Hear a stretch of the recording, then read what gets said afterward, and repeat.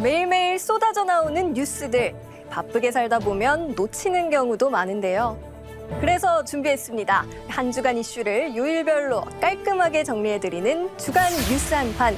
앞으로 매주 토요일 찾아옵니다. 이번 주 주간 뉴스 한판 지금 시작합니다.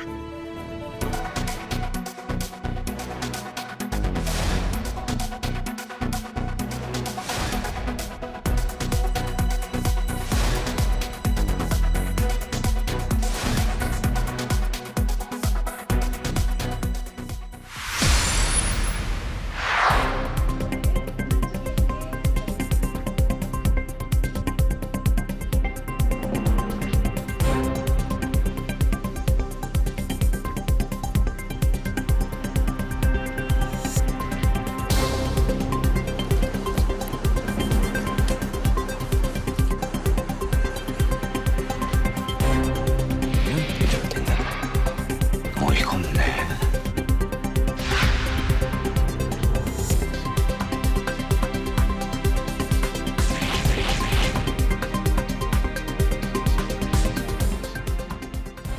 자, 먼저 27일 월요일 소식입니다. 마약을 상습 투약한 혐의를 받는 배우 유아인 씨가 첫 경찰 소환 조사를 받았습니다. 조사를 마친 뒤 유 씨는 불미스러운 일로 실망을 드려 반성한다 이렇게 밝혔습니다. 마약 상습 투약 혐의를 받고 있는 배우 유아인 씨가 약 12시간 경찰 조사를 받고 나왔습니다. 불미스러운 일로 이런 자리에 서서 그동안 저를 사랑해 주셨던 많은 분들께 큰 실망을 드리게 된 점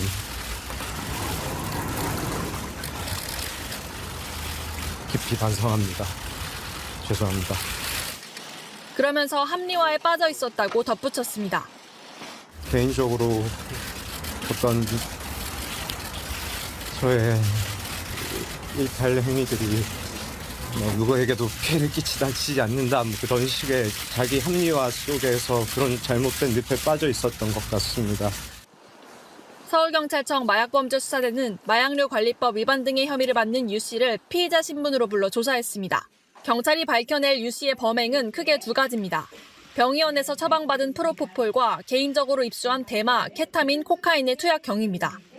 경찰은 유 씨가 의료 쇼핑을 돌았던 서울 강남구와 용산구 일대의 병의원에 대한 대대적인 압수수색을 벌여왔습니다.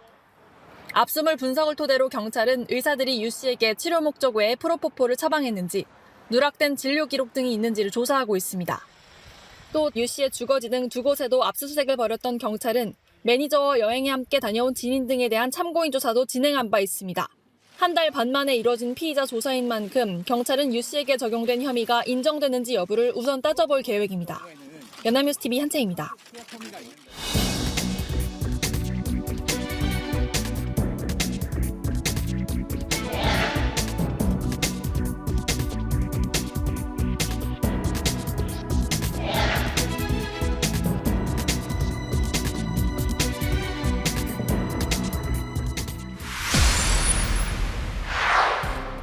네, 다음은 화요일입니다.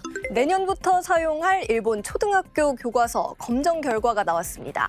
그런데 강제 동원과 관련해선 강제란 표현이 빠졌고 독도 영유권 주장도 한층 강화됐습니다. 10여일 전 한일 정상회담 이후 두 나라 사이 관계 개선 분위기에 찬물을 끼얹었다는 평가가 나옵니다.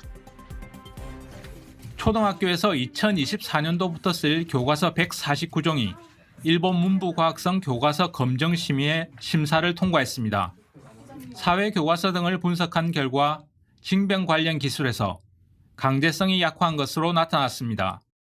특히 각각 초등학교 사회교과서 점유율 1위인 도쿄서적과 2위 교육출판의 6학년 사회교과서에서는 징병이라는 표현이 삭제되거나 일부 시기에만 이루어졌다는 식으로 기술이 변경됐습니다. 일제강점기에 많은 조선인이 자발적으로 일본군에 참여했고 일제가 징병제를 시행하지 않았다는 인식을 줄 가능성이 커진 겁니다. 또 일본 문교 출판은 6학년 사회교과서에서 올해 100주년이 되는 간토 대지진을 상세히 설명한 칼럼을 드러냈습니다. 이에 따라 조선인이 우물에 독을 넣었다 등의 헛소문이 유포돼 많은 조선인이 살해됐다는 내용이 사라졌습니다. 독도가 일본 영토이며 한국이 불법 점거하고 있다는 억지 주장은 새로운 사회와 지도 교과서에서 한층 공고해졌습니다. 이는 이번 검정 과정에서 한국사 독도 관련 기술 중 사실상 유일하게 지적받은 내용에서 단적으로 드러납니다. 일본 문교 출판은 검정심의회의 지적에 따라 6학년 사회교과서에서 독도 관련 표현을 일본 영토인 다케시마에서 고유를 넣어 일본 고유 영토인 다케시마로 바꿨습니다. 도쿄에서 연합뉴스 박성진입니다. 이뿐만이 아닙니다. 가해 역사를 감추고 오히려 일본을 피해자로 묘사한 표현도 나왔습니다. 일본 문교 출판의 기존 교과서를 보면요. 이 임진왜란에 대해 조선의 국토가 황폐해지고 많은 조선인이 희생됐다 이렇게 기술을 했는데요.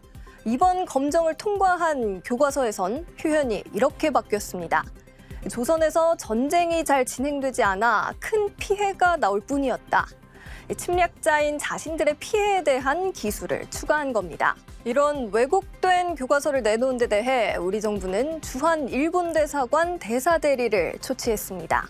외교부는 구마가이 나오키 일본 대사 대리를 불러 항의했다고 밝혔는데요. 그러면서 성명을 통해 일본 정부가 지난 수십 년 동안 이어온 무리한 주장을 그대로 답습한 초등 교과서를 검정 통과시켰다며 깊은 유감을 표명한다 이렇게 밝혔습니다.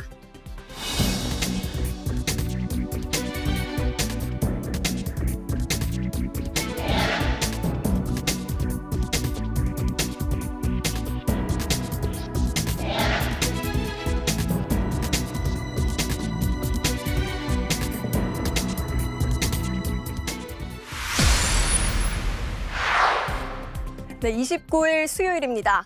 윤석열 정부의 외교안보 정책을 총괄해온 김성한 국가안보실장이 자리에서 물러났습니다. 한미 정상회담을 앞두고 윤석열 정부 외교안보 라인이 줄줄이 사퇴한 건데요. 후임에는 조태용 주미대사가 내정됐습니다. 김성한 국가안보실장이 전격 사퇴했습니다. 윤석열 정부 출범 10달 만이자 한미 정상회담이 한 달도 채 남지 않은 시점입니다. 윤석열 대통령은 김성한 국가안보실장의 사의를 고심 끝에 수용하기로 했습니다.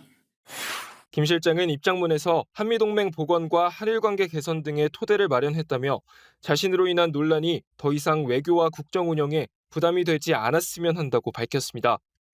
또 미국 국빈 방문 준비가 잘 진행되고 있어 새로운 후임자가 차질 없이 업무를 수행할 수 있다며 본업인 대학으로 돌아가겠다고 말했습니다. 최근 대통령실에선 의전비서관과 외교비서관이 잇따라 교체됐습니다. 여기에 외교안보 컨트롤타워까지 자리를 떠난 셈인데 윤 대통령 미국 국빈 방문 일정 조율 과정에서 불거진 잡음과 무관치 않다는 해석이 나옵니다. 방미 준비 과정에서 중요한 일정 보고가 누락됐고 이를 뒤늦게 알게 된 윤 대통령이 크게 질책하며 줄사태의 한 원인이 됐다는 겁니다. 대통령실은 당초 김 실장 교체설이 제기되자 사실 무근이라며 수습에 나서기도 했는데 하루 만에 인사교체가 이뤄졌습니다. 김 실장 후임엔 곧바로 조태용 주미대사가 내정됐습니다. 외무고시 14회 출신인 조 대사는 외교부 북미국장과 북핵단장, 박근혜 정부 안보실 1차장과 21대 국회의원을 역임했고 윤석열 정부의 초대 주미대사로 발탁된 바 있습니다. 대통령실은 곧장 인수인계 작업을 거칠 거고 주미대사 후임자도 신속히 정해 미국 측 아그레망을 요청할 계획이라고 밝혔습니다. 연합뉴스 TV 방준혁입니다.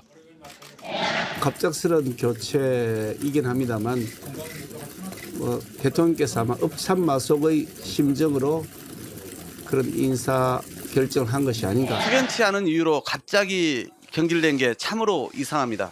온갖 풍문의 진원지가 되고 있습니다.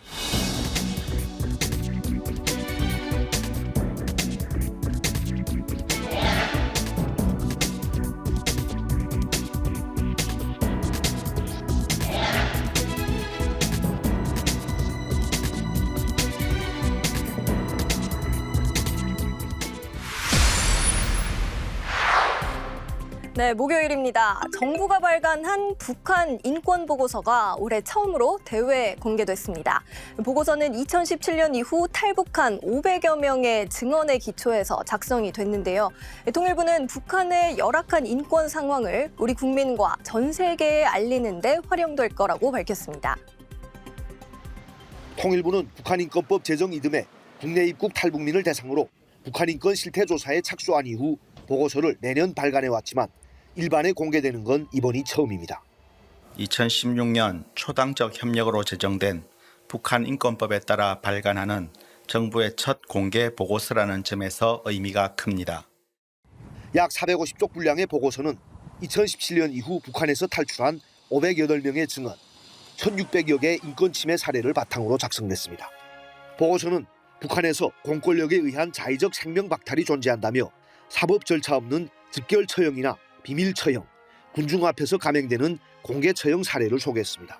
강력 범죄뿐 아니라 마약 거래, 한국 영상물 시청 유포, 종교 행위 등의 이유로도 사형이 집행됐습니다. 이와 관련해 평성에서는 성경을 소지하고 기독교를 전파한 혐의로 1명을 공개 총살했고, 평양에서는 지하교회 운영 혐의로 5명을 공개 처형했다는 증언이 기록됐습니다. 또 양강도에서는 한 남성이 한국 영상물을 대대적으로 유포했다고 공개 처형됐고, 사리원에서는 여성 7명이 조직적인 성매매 혐의로 총살되는 것을 직접 봤다는 진술도 있었습니다. 특히 북한은 청소년과 임산부도 예외 없이 공개 처형하는 것으로 전해졌습니다. 보고서는 2015년 원산에서 18세 미만 청소년 6명이 한국 영상물을 보고 아편을 했다는 이유로 총살당했고, 2017년에는 임신 6개월 된 여성이 손가락으로 비밀성 초상화를 가리킨 모습이 문제가 돼 처형됐다고 전했습니다. 보고서에는 북한 당국이 정신질환자나 지적장애인을 대상으로 생체 실험을 감행했다는 증언도 있었습니다. 정부는 이 보고서를 온라인에 공개하는 한편 책자 2,500부를 발간해 부처와 교육기관 등에 배포하고 영문판 발간도 추진한다는 방침입니다. 연합뉴스TV 지성림입니다.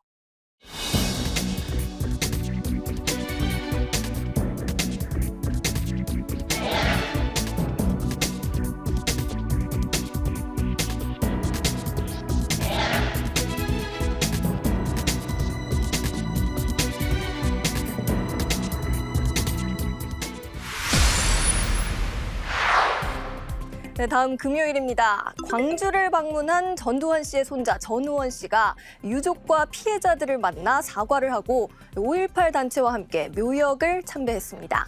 전두환 일가 구성원이 5.18 묘역을 참배한 건 이번이 처음입니다.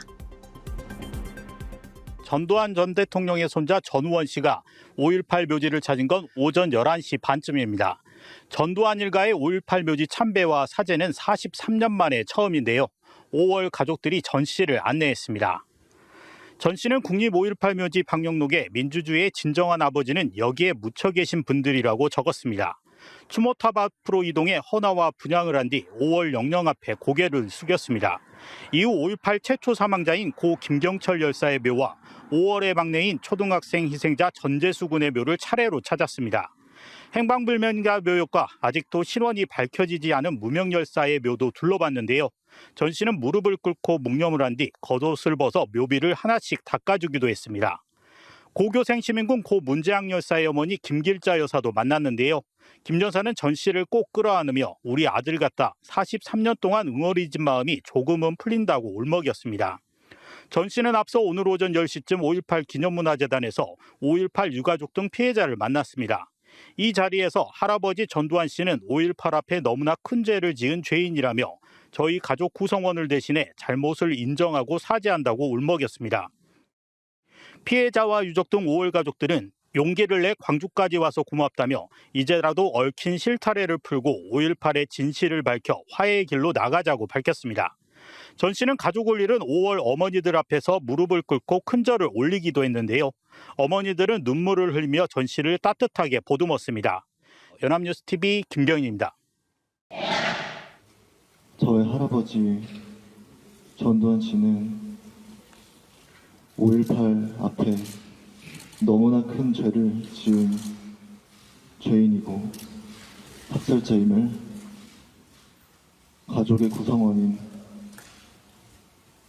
가족의 구성원으로서 인정하고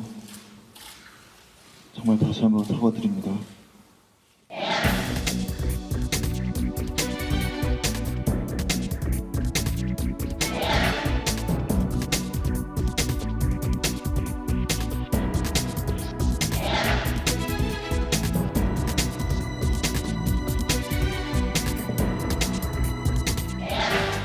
네, 광주의 비극에 책임이 있는 전두환, 노태우 전 대통령은 세상을 떠날 때까지 사과하지 않았습니다.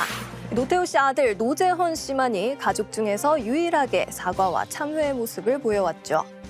5.18 민주화 운동이 일어난 지 어느덧 40여 년. 아버지 대신 아들, 할아버지 대신 손자의 사죄로 아픈 역사를 치유하는 계기가 되길 바라봅니다. 네, 저희는 다음 주 토요일에도 깔끔한 정리로 찾아오겠습니다. 지금까지 주간 뉴스 한판이었습니다.